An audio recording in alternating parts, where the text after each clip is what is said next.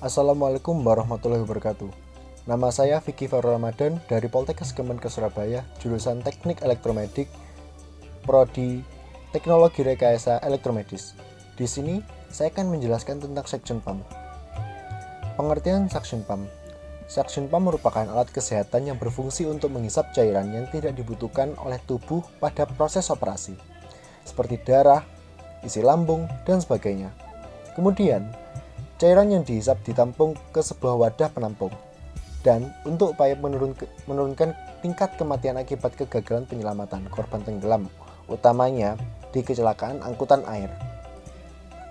Fungsi suction pump. Suction pump berfungsi untuk menghisap cairan atau lendir yang tidak bermanfaat, seperti yang sudah saya jelaskan. Pesawat ini banyak digunakan pada ruang operasi atau ruang bedah, yaitu untuk menghisap darah dan nanah pada tubuh pasien.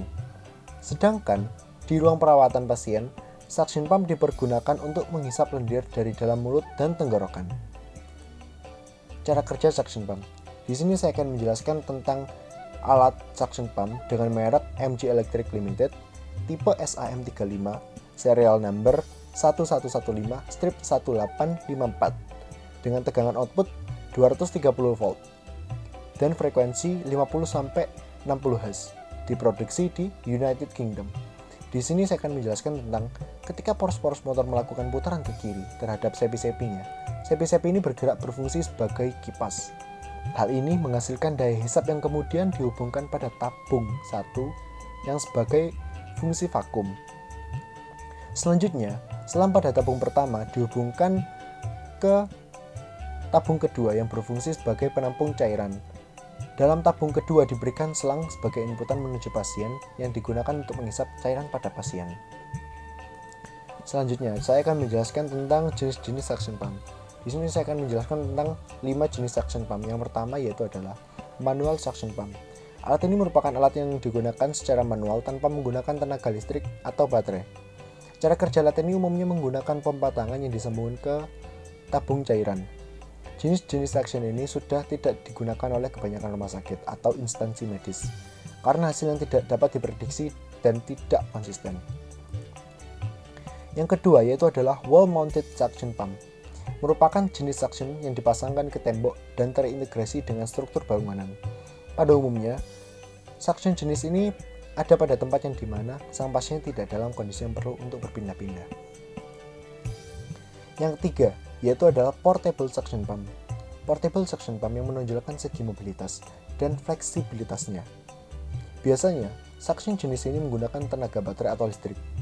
Alat suction ini juga dapat dibawa kemana saja, sehingga mudah ditemukan pada lokasi-lokasi darurat, strategis, dan skenario-skenario medis. Yang keempat yaitu adalah mobile suction pump. Adalah jenis alat yang memiliki kekuatan hisap yang tinggi, sehingga cocok dipergunakan untuk menggunakan ICU di UGD dan ruang operasi, sampai dengan pada klinik perawat kecantikan.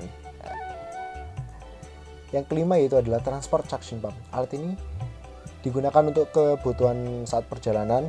Motor digerakkan dengan menggunakan baterai, alat yang berbentuk ringkas dan ringan, namun tetap efektif menjalankan tugasnya. Kalian dapat menemukan alat ini pada ambulans, kendaraan evakuasi, dan lain sebagainya. Dan di sini saya akan menjelaskan tentang central suction pump. Central vacuum atau suction atau udara hisap memberikan udara hisap yang selalu tersedia dari sumber central suction yang terintegrasi menjadi suatu bagian yang dapat menghasilkan udara hisap yang stabil dan murni untuk kebutuhan medis tentunya. Udara hisap perannya sangat vital dalam dunia medis, terutama setelah menjadi sorotan pada saat ini. Untuk menunjang operasional rumah sakit, maka suction portable sudah mulai dikesampingkan penggunaannya, sehingga digantikan dengan sistem sentralisasi.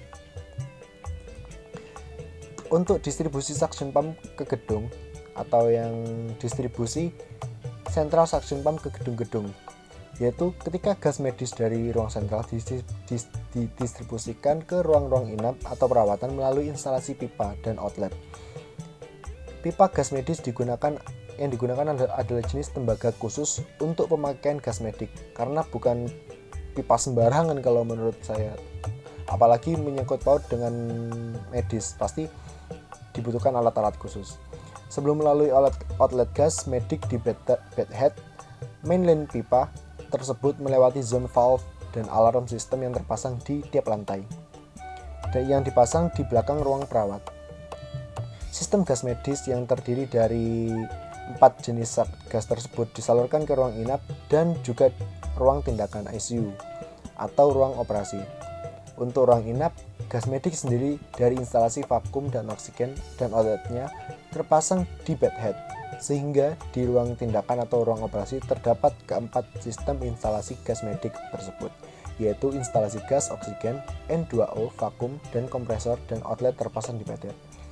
Tiap-tiap lantai juga dipasang valve yang disebut dengan zone valve dan dipasang juga dengan alarm valve.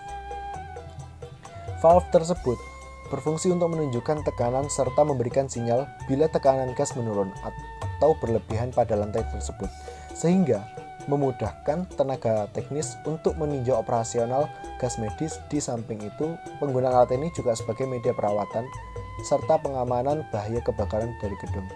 Nah, ini contoh dari central suction pump, yaitu disalurkan ke wall mounted suction pump di sini, atau biasa disebut suction pump, cuman ditaruh di tembok-tembok, di dinding-dinding, terutama di kamar pasien atau di kamar yang darurat yang membutuhkan suction pump lebih lah, seperti itu. Nah, seperti ini blok diagram central suction pump. Di sini saya akan jelaskan, yaitu dari yang pertama, yaitu electric central box. Yang selanjutnya yaitu lanjut ke vacuum pump. Di sini terdapat 2 vacuum pump dan terdapat juga gas tank. Gas tank di sini fungsinya untuk menyimpan gas-gas atau daya hisap tentunya pada daya hisap yang akan disalurkan ke ruangan-ruangan di rumah sakit.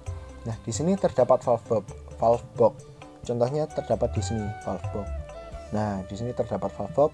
Juga di sini valve box di sini tuh biasanya ditempel atau dipasangkan di tembok-tembok ruangan, terutama di ruangan ICU dan juga ruangan pasien yang digunakan untuk, seperti saya jelaskan tadi, untuk mengurangi dan menambahkan jumlah arus daya hisap yang akan digunakan. Nah, di sini juga terdapat gas alarm box yang di sini fungsinya untuk memantau daya hisap pada central suction pump tersebut. Nah, di sini denah-denahnya mungkin bisa kalian pahami. Di sini terdapat di sini medical gas access atau vakum yang terletak di basement biasanya ya, terletak di basement. Selanjutnya di sini terdapat medical gas. Karena saya bahas cuman suction pump saja, yaitu dari gas vakum menuju ke gas valve. Di sini diatur oleh user atau oleh tenaga teknis, terutama elektromedis, dan juga dilanjutkan ke medical gas alarm yang sudah saya jelaskan fungsinya tadi, dan didistribusikan ke wall mounted suction pump. Di sini di biru-biru ini biasanya itu ditempel di tembok-tembok. Dan kalau misalnya pasien itu butuh suction atau mungkin membutuhkan suction karena pasien tersebut dalam kondisi yang tidak bagus, atau mungkin kondisi pasien itu membutuhkan suction ketika terdapat lendir dalam tubuhnya, maka yang dilakukan dari perawat tersebut tidaklah rumit, karena sudah terdapat wall mounted suction pump sendiri di ruangan tersebut. Seperti itu. Mungkin itu saja yang bisa saya jelaskan. Terima kasih atas perhatiannya. Mohon maaf bila saya melakukan kesalahan dalam menjelaskan. Mohon maaf yang sebesar-besarnya. Saya Vicky Farul Ramadan. Terima kasih. Wassalamualaikum warahmatullahi wabarakatuh. Dadah. Boom.